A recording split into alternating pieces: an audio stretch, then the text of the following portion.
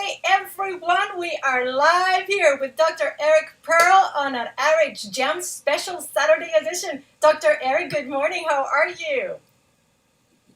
Good morning. I am wonderful, thank you. How are you? I am absolutely thrilled that we're doing this today. It's very exciting. I love the whole concept of streaming and live and just having you on the program. Oh my God, this is so much fun. And I can see from the chat, like Eric, I can tell you that we have, first of all, thank you, Lexi Alexandra, who's here with us. But we have a full house. We have a full house of people watching right now. So one of the reasons Good. we wanted to chat. I was going to say, I hope the fire department doesn't come if we have too full of a house. That's right. I hope there's keeping some social distancing there. Boom. Too early for that joke.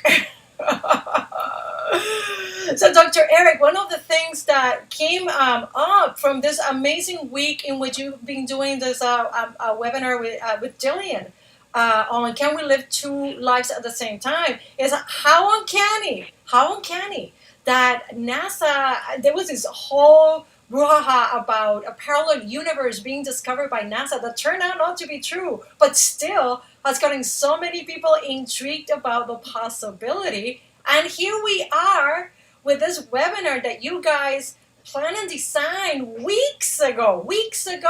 So tell me a little bit more about this. What inspires this whole interest when we're talking about parallel universes and alternative lives? Well, even before I wrote the Reconnection, and of course we talked about it in the book, in the Reconnection, looking at Reconnective Healing and what it accesses made it very clear that there is far more than this one universe the way we experience it, wakefully, cognizantly, consciously aware, than we realize. I mean, I knew from the very beginning when we access Reconnective Healing that, it's sort of, how can I say this? It's sort of that we access it and we recognize it. And it is coming in. So for something to be coming in, it's coming in from somewhere, which would be somewhere else in this case. So we know that something is coming in from somewhere else. There's another area. And then again, we also know that when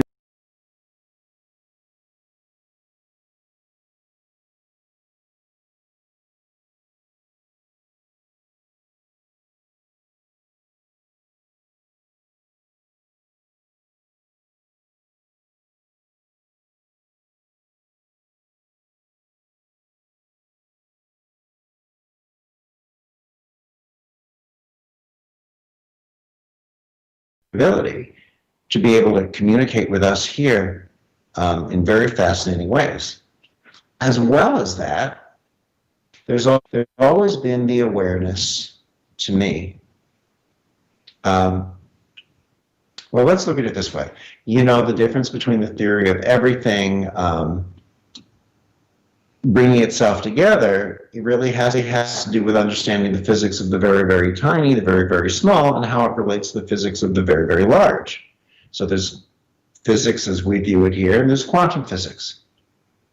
And yet, really, they can't match up the theories, it doesn't negate them. It just negates that science hasn't been able yet, or just demonstrates, I should say, that science hasn't yet been able yet to explain it, because what is the very, very big, except for something building off of and comprised of the quantum, are the very, very small. So there are so many different ways to look at this, and yet they seem separate or disjointed as I'm explaining them here. Here we are, we look at the planets, and on one little planet is life, Earth. Maybe on another planet somewhere else is another form of life that we might recognize. And what is this comprising? Well, it's comprising a universe. How large is the universe? We don't know. We don't know. So what happens then when we look at the leg of a chair? It's made up of tiny, tiny little particles. The particles are the smaller portion of it. It's really made up of this huge intelligence, just like the field, the space between the planets and the universe. So what if each of those tiny little particles, or just some of them, have their own forms of life? Tiny life. And then there's Earth-sized life. And maybe the planets here are representative of those little particles. And the intelligence, or the empty space, is representative of space where the planets exist. And we, Earth, is just one tiny subatomic particle that's part of somebody's chair leg in someone's dining room. It just seems to expand. And yet, if we can communicate with Solomon, I have a conversation back and forth with the intelligence of Solomon, then obviously Solomon is hearing me somewhere else. So there's another plane of existence. Now, theorizing this, understanding that there are anywhere from 4 dimensions to approximately 12 dimensions, 11 or 12, as currently science understands. And what do we know about science? We know that what they understand today is more than yesterday and less than tomorrow. Well, then we are interacting on multiple planes. So if I take, for example, a box, and I move this box somewhat to the right, that really affects the window shade over there, which really affects something going on in China, which really affects something else going on in another dimension in the universe. The butterfly effect, when a butterfly flaps its wing, it affects something in another part of the planet. So it becomes not as much, listen to how I want to say this, let me find how I want to say this. It becomes not as much the responsibility of science to prove this for us to be able to accept it, as much as it becomes sort of illogical not to understand the relationship that something already exists. And when science gets around to proving it, that will be nice for the very left brain. So, where am I leading us with this conversation? Simultaneous lives, simultaneous planes of existence, somehow or another, the lines of the reconnection, the points, the lines tie us into this. And yet Reconnective Healing instantaneously brings us into this greater awareness. This is where we access and discover what I called in the Reconnection, how did I phrase this? Well, I forget, but it'll come back to me because I made up the word and I never really use it. But science called it synesthesia, okay? And I think I called it I don't remember the word now, but it's about transcending our senses. Oh, transsensory. I call it transsensory. And the reason I didn't use the word synesthesia, there are 2 reasons. One reason was, I hate to admit, I didn't know the word at the time. I just discovered it. But the reason that when I did discover the word, I didn't really want to use it is because synesthesia is something that is considered, because it's abnormal, yet it's abnormally wonderful. So it's actually our real norm. It's ultra normal. It's extraordinary.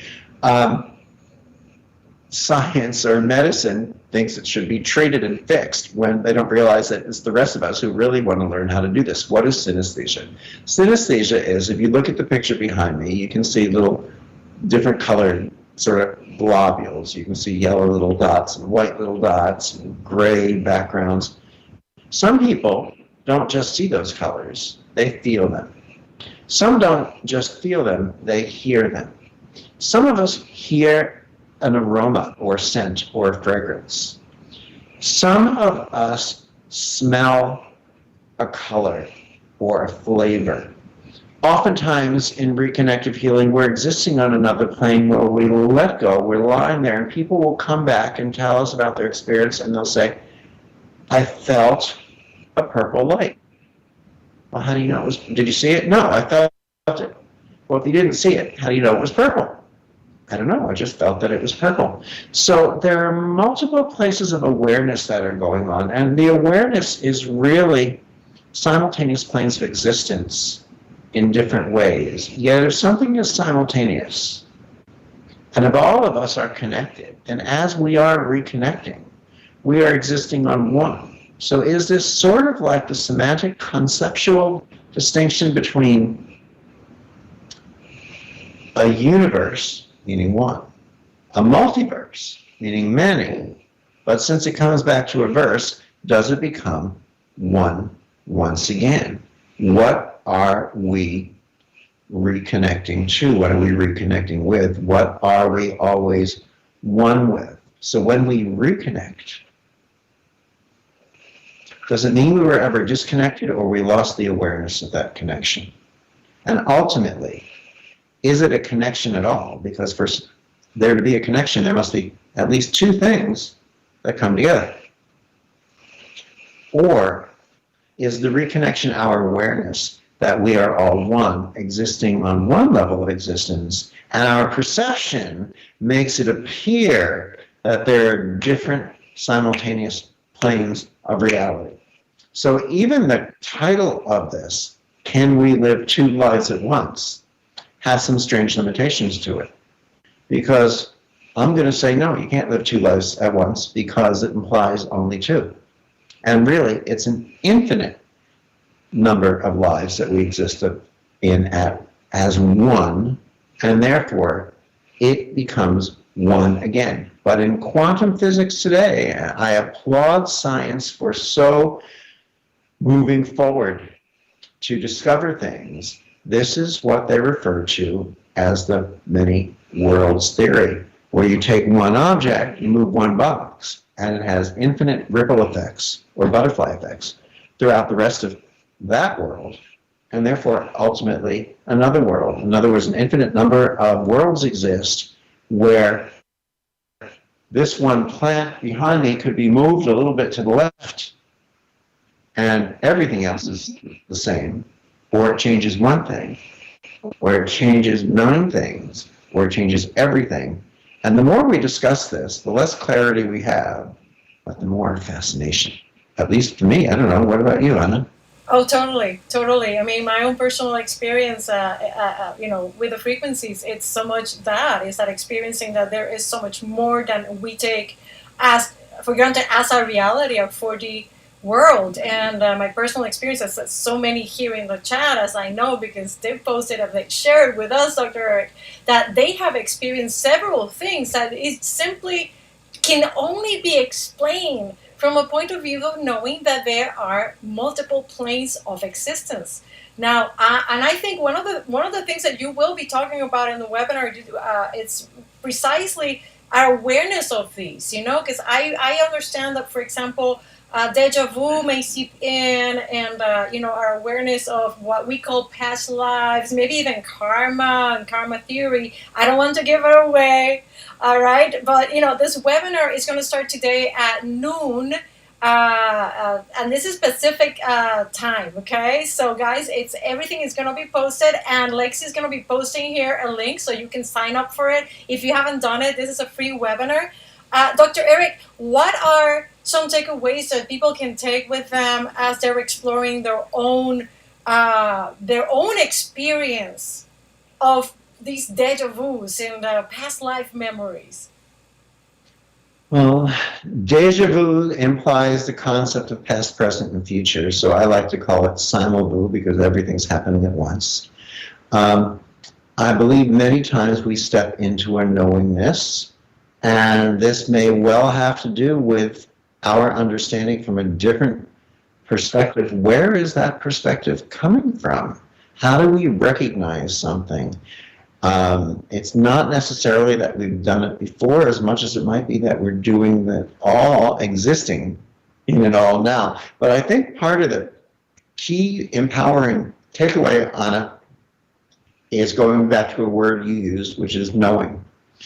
It's knowing not based on knowledge. It's knowing based on a knowingness, which is beyond knowledge. Knowledge are facts and data which can change. So knowledge in itself has question marks all around it and doubts because, as they say in science, nothing can be proven, only disproven. So the knowledge that we have proven today by science, once it's disproven tomorrow, means it was never really proven in the first place. So that's why I like to use the word evidence instead of proof, because proof itself is a little bit of a fallacy.